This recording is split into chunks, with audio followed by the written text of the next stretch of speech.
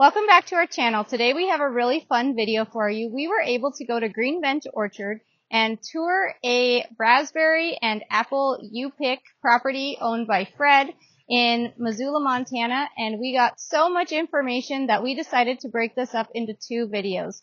This video is part one, and it's all about his raspberry U-pick operation. We do have a part two coming up, which is all about his apple orchard. So make sure you check out both of those videos because there was a lot of knowledge that he shared with us. And without more talking from me, let's get into the video. So today we are really excited because we're here at Greenbench Orchard with Fred, and he is in Missoula, Montana, and just taking a peek at what he's growing here. It looks amazing. So we're really excited to tour it.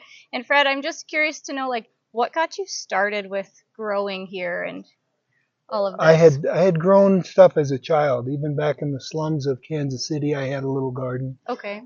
So I've always been interested in things growing. When we were able to buy this parcel of land, and the fellow that owned this property, 7.5 acres, rode by on his bicycle and said he was going to sell the place. Okay. So we knew that we would have 7 houses next door to us if we didn't figure out a way to try to buy it somehow. Yeah.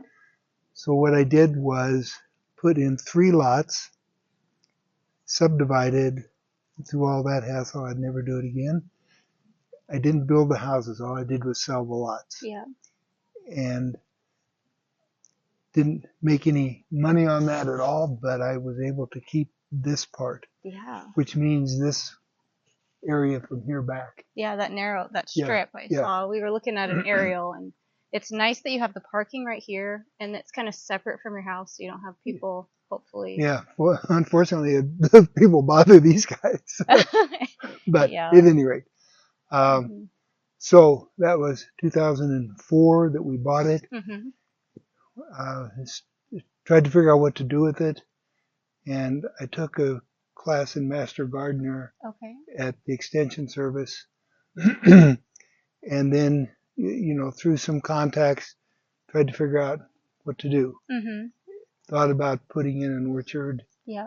Talked to people about that, and that's what we started to do. The only way that I know anything is because other people have shared it with me, or I've read about it, because my background is in biology and finance and that kind of stuff. Yeah. I don't have a background as a farmer except in a previous existence, maybe.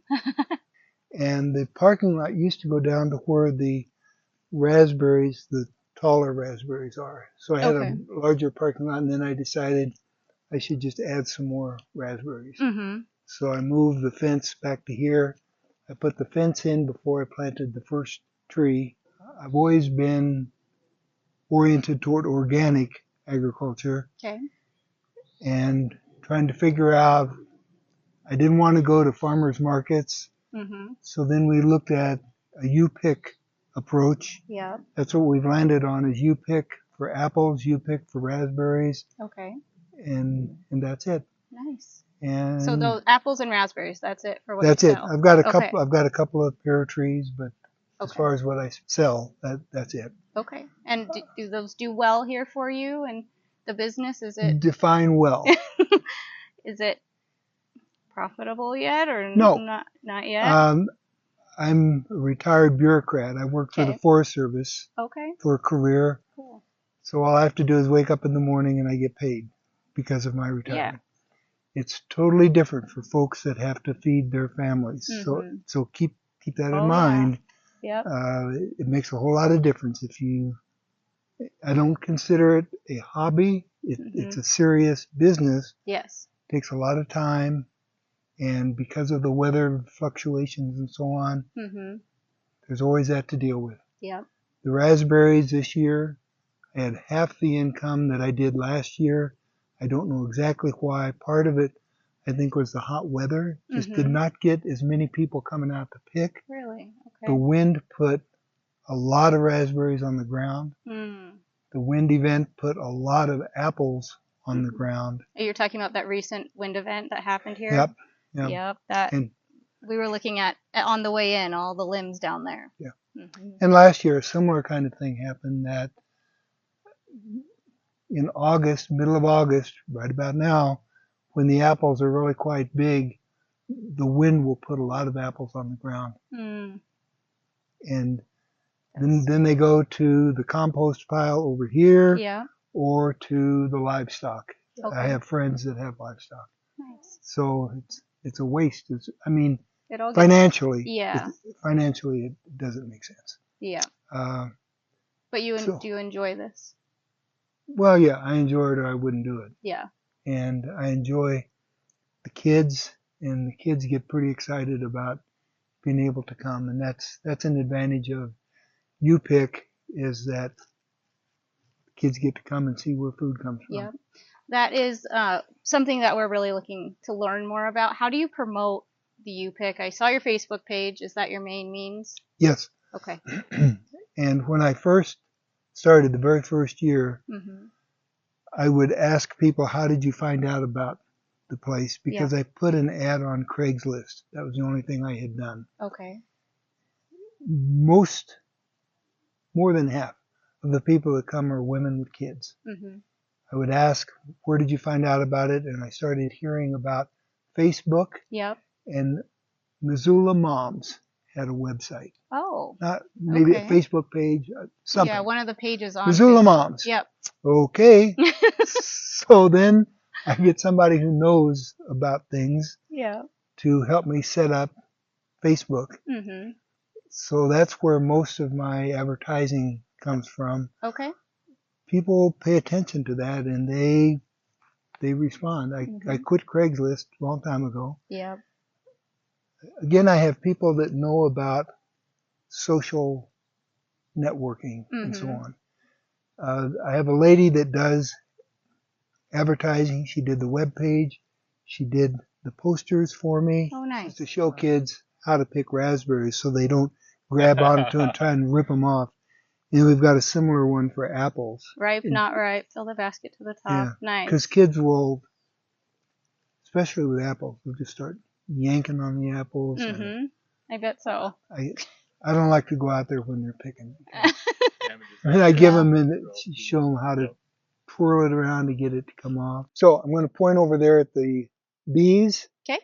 And I had some folks call me from the university. They had taken a course at the university. Mm-hmm. They needed a place to put their bees. They wanted to know if they could do it here. I said, well, of course. Mm-hmm. So they set up the bees. They totally take care of the bees. So nice. They replace them when they die in the winter. Mm-hmm. And I sell the honey for them. Okay. So I sell the honey at $15 a jar. Yep. They take care of the bees. That's very nice. This year, all 3 hives died, and it's about $200 per hive. Yep. And I've sold 40 jars so far at $15. Mm-hmm. And I'll sell more during apple season. So it's, it covers their costs, and it's something I can sell on the stand, and I get the pollination, obviously. Raspberries. Yes. I tried a couple of different fall-bearing raspberries many years ago. Mm-hmm. They would put on berries, but the frost would come and freeze would come before they ever got ripe. Okay. So I eliminated that idea of fall-bearing raspberries. That's good to know. I went with summer reds. Mm-hmm. And that's what I have are the summer reds. Are you familiar with raspberries? Well, we have the differences. Not really. No, I would. Can you tell me about it, please? There's the summer and then the everbearing. Yes. Okay. Okay. So with the summer reds, they bear on the second year vegetation. Okay. After they bear the fruit, then that cane dies. Yep. And while that's producing fruit, there's new canes that come up that are going to be the fruit for the next year. Okay. So I put it on trellises. Mm-hmm. I attach I see. the fruit-bearing canes here. Mm-hmm. At the end of in the springtime then, all of these are the ones that have to get removed. Okay. So I come through, I clip them at the ground level, I cut the twine, I pull it out, all of the bearing canes come with it, I haul them out and I burn it. That's nice. Everything that's left behind, which is the new growth, then I thin that out. That's a good system. For the next year. Okay. labor-intensive Mm-hmm. raspberries, Mm-hmm. and they don't necessarily pay their own way. Yeah. Honestly, Mm-hmm. I put them in because I had pretty much filled up what I wanted to do with apple trees, Mm-hmm. and I thought, well, this will be a way to advertise. Yeah. So people will come out, They'll come earlier. they'll see the raspberries, and I can tell them about the apples. Oh. In that respect, Mm-hmm. it works out okay. Mm-hmm. I have two varieties, one called Nova, which I got from Indiana Berry Farm, Okay. and they did well for a couple of years. They're the ones on the left, Okay. and they had nice berries and everything, but they haven't been able to withstand the cold as well as the other variety, which is Boyne. So you're recommending that one for this Well, climate? if I had to do it again, That's what you'd pick? Yeah. And Okay. our climate, our Mm-hmm. climate has changed. I don't know how much it's changed in Helena. Mm-hmm. In Missoula from 40 years ago, our last frost in the springtime Okay. is 2 weeks earlier Okay. than it used to be. Our first frost in the fall is 2 weeks later. Really? So our growing season has really changed a lot. Mm-hmm. We used to have, middle of September used to be a frost. Mm-hmm. That's kind of what we can count on at least. And now it's into October. Wow. So my comment about ever-bearing raspberries Mm-hmm. getting frozen before they can bear fruit may not be valid anymore. Okay. Because when I tested it was a long time ago. Something to think about in terms of varieties. Yeah, you want to have them kind of staggered maybe if possible. Yeah. I was noticing you just let the grass grow up inside of them. Not on purpose. Okay, but that's just what happens. It's what happens, and Okay. I've had a real hard time. Like I said, this used to be the parking lot, Mm-hmm. and I brought in soil, and I've had a real hard time getting these plants established. I thought you could grow raspberries any place. However, they don't do well in competition with quackgrass. Okay. So I end up having to try to get rid of all the grass to start with, planted them. The grass comes in, basically outcompetes the raspberries. I had to go back through with the chisel plow, just rip it again to try to get rid of the quackgrass. So they're kind of starting to go, but... Yeah, that was my question, because we have a little raspberry patch now, and I wanted to know your take on that, but try to keep the grass out, it sounds like. And you need to put them where you want them because they spread. Yep. And this, from there to here, this would be covered in 2 years with raspberry plants. Really? They spread so much. So I mow right up to the edge to keep them from spreading. Okay. Nice. And I try to put a lot of compost on them. Okay. To give them food. Yeah, give them what they need. Yeah. Are you certified organic? Yes. You went through all that? How was that process? Okay, so initially, when I first started planting trees and stuff, except when I first got established, this pasture had not had anything grow here for 50 or 60 years. Nothing but a solid mat of quackgrass. Okay. So I used Roundup and just nuked everything to get it started. But after that, then I was not using any chemicals. But I heard horror stories about how hard it is to be organic and all the hassle and everything else. Yeah. Okay. It turns out I was at a staff meeting with NRCS. I'm assuming you know what NRCS is. Okay. And one of the guys that was presenting was talking about becoming certified organic and how they were promoting that as an agency, trying to get people to sign up. And as part of the discussion about how hard it was, I thought, well, maybe I should try it.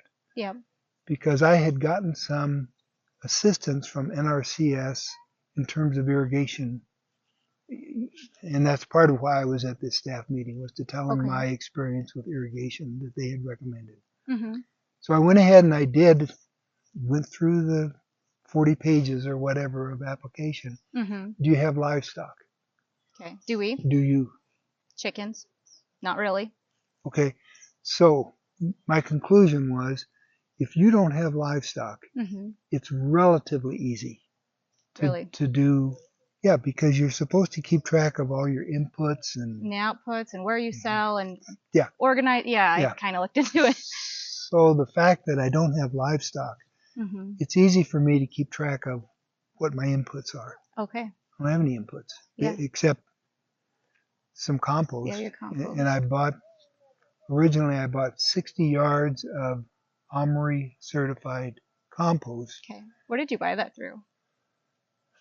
Do you recall? Sure. It was being manufactured in Superior, Montana, from wood chips and chicken manure. Okay. And I've got the name of the label on it, but I bought it in bulk. Mm-hmm. I bought a huge semi-load of this stuff Mm-hmm. when I first got going. When I ran out of that, I just use my own compost now. Mm-hmm. That's some additional information. Okay. So it wasn't that hard to do it. Okay. It cost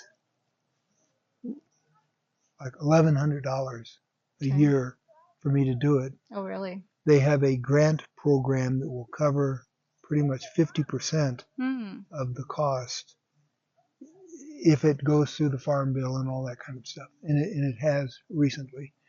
Then I have an annual inspection. Mm-hmm. I just finished that a week and a half ago. That cost $225. It's based on how many hours the inspector takes to look at your place and go through it.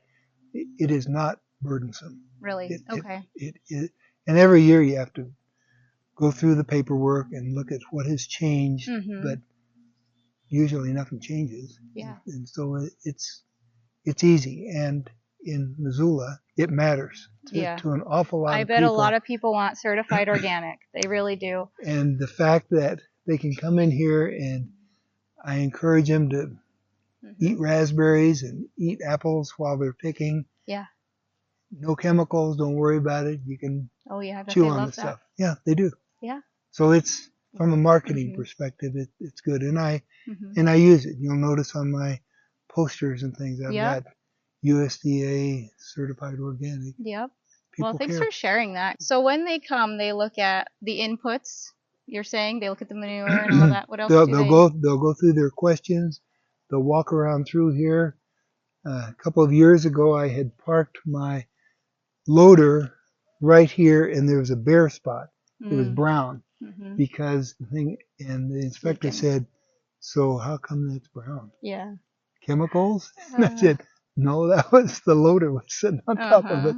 But they take it seriously, and I think that's great. Yeah, well, it's good to know about how to get that label. Yeah. And the grant. That's interesting too. And I got a fair amount of money for irrigation stuff that I can show you. So Boyne on this side, Nova on this side, and I think you can see the difference in terms of the vegetation. Yes. A lot more vegetation with the Boyne. Yeah. Everything else is the same in terms of the amount of water, nutrients, everything else. I see. And how about production? You said this one. This year, because the cold seemed to bother them, I really thinned these out more to allow fewer stems to grow up, so I wouldn't expect as much vegetation, as much production. And it remains to be seen if these guys are going to produce back the way they were. But you can see these are the canes that are going to produce next year. I see, yeah. And like the everbearing, these will put on some buds up at the top. They may or may not. It's not why people grow them, but sometimes it's an extra little bonus on this particular variety. Gotcha. That Boyne doesn't have. Gotcha. Cool. Okay. Were these all planted the same time, the two varieties? Yes. Same time. Wow. Yep. Substantially different looking plants at this point. All right, well, that is it. There's part 1 of Greenbench Orchard in Missoula, Montana with Fred. We do have a part 2 coming up, which is all about the apple orchard part of his U-pick. So make sure you check it out on our channel, and it'll be linked in the cards at the end of this video as well. Thanks for watching.